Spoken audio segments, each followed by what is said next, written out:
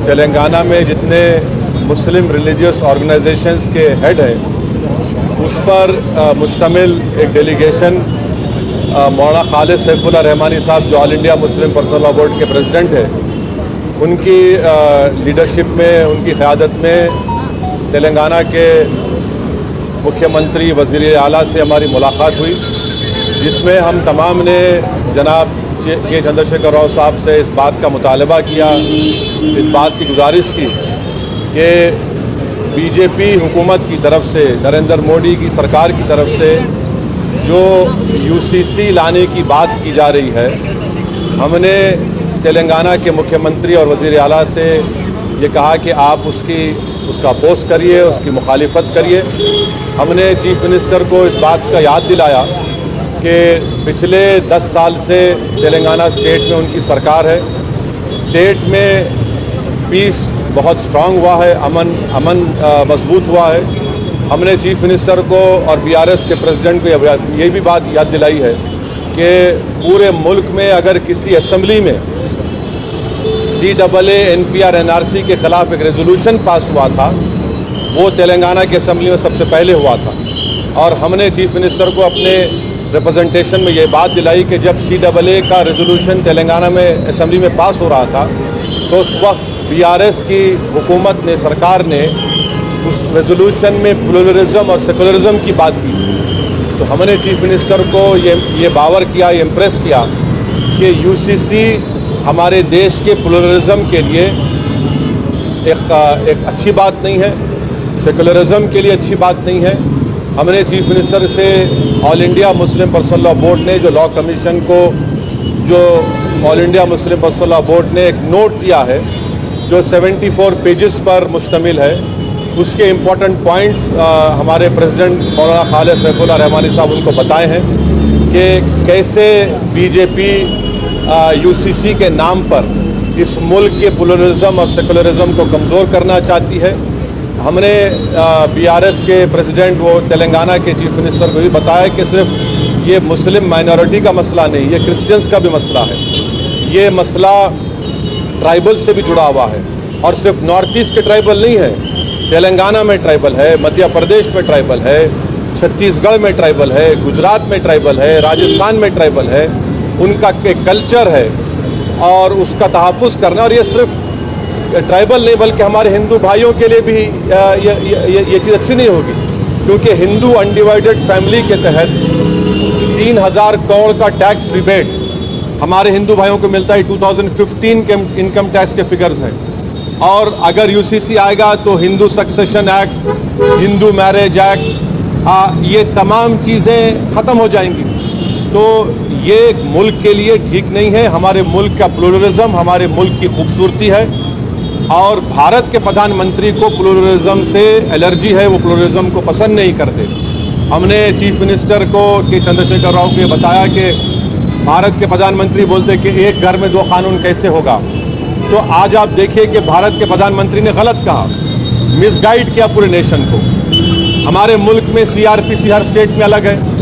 हमारे मुल्क में 2 कानून हैं। अगर आप देखेंगे तो नागालैंड में CRPC का अभी तक इम्प्लीमेंटेशन नहीं हुआ। हमारे देश में अगर आप कोई बड़े बड़े मल्टीनेशनल कंपनीज़ है, उनका आर्बिट्रेशन की हमने सहूलत दी कि सिंगापुर जाकर आर्बिट्रेशन करा सकते हैं। तो ये बात कहना प्रधानमंत्री का बिल्कुल गलत है। प्रधानमंत्री प्लुरलिज्म को पसंद नहीं करते। तो ट्राइबल का मसला है, सिर्फ नॉर्थ ईस्ट के ट्राइबल का नहीं है।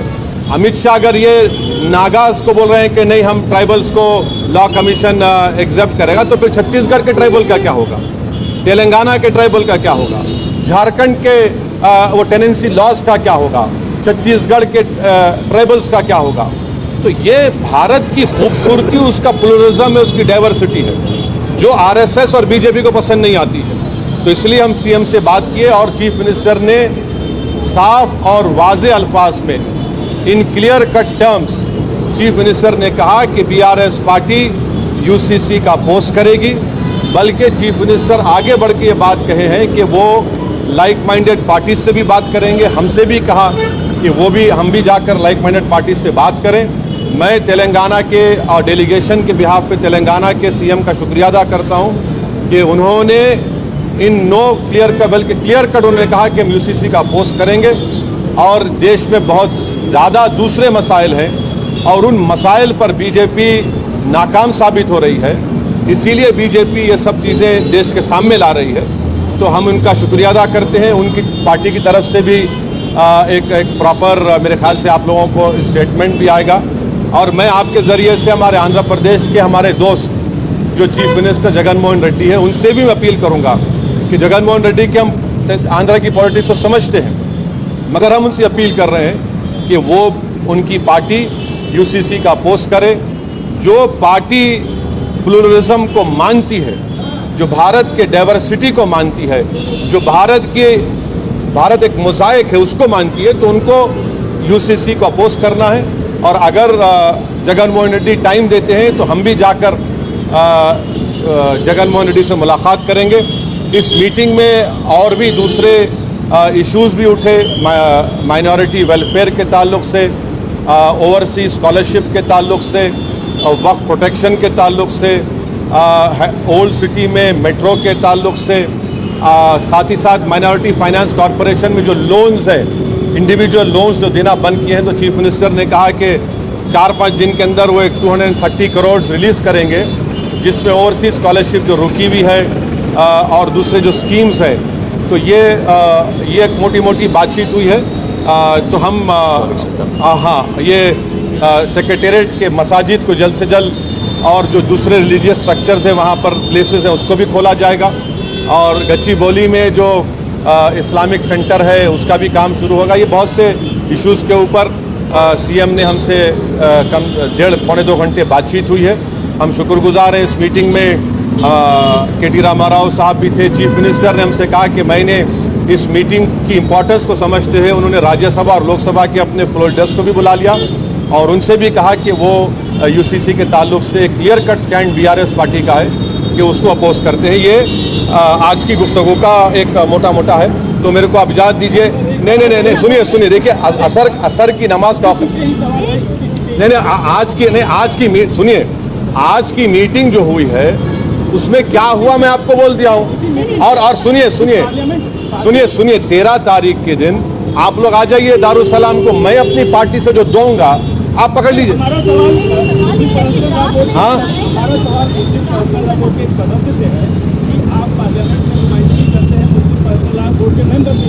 तो क्या मुस्लिम पर्सनल लॉ बोर्ड ने कुछ ऐसा सेटअप किया है या कुछ ऐसी व्यवस्था की है जो लाइक माइंडेड लोग हैं जो मुस्लिम का विरोध करते हैं उनको इनाम बना दिया जाए और जो और सदस्य हैं जो और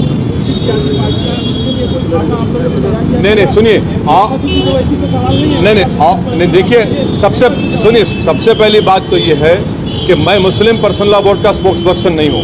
कासिम रसूल इलियास साहब हैं और कमाल फारूकी साहब हैं, मगर मुस्लिम पर्सनल लॉ बोर्ड ने कांग्रेस के प्रेसिडेंट से मुलाकात की और ऐसे देश में जितने पार्टीज हैं उनसे मुलाकात करेंगे। मगर बेहतर ये होगा कि आप पर्सनल लॉ बोर्ड के स्पोक्स पर्सन से पूछिए। आज की मीटिंग में मुस्लिम पर्सनल लॉ बोर्ड के प्रेसिडेंट खुद मौलाना खालिद सैफुल्लाह रहमानी साहब के डेलीगेशन लीडरशिप में गए और ये बातचीत हुई। बीआरएस सीएम के अल्फाज ये है कि बीआरएस पार्टी यूसीसी को अपोज करेगा। वो इसीलिए सीएम ने कहा कि मैंने इस मीटिंग की इम्पोर्टेंस को समझते हुए अपने दोनों राज्यसभा लोकसभा के फ्लोर लीडर्स को बुलाया हूँ। नामा नागेश्वरराव साहब भी थे, के साहब भी थे। अब स्ट्रैटेजी ये सब बातें टीआरएस पार्टी आपसे करेगी, मैं नहीं कर सकता हूँ। मगर जो वहाँ पे बातचीत हुई वो आपके सामने रख रहा हूँ कि बीआरएस पार्टी यूसीसी का अपोज करेगी।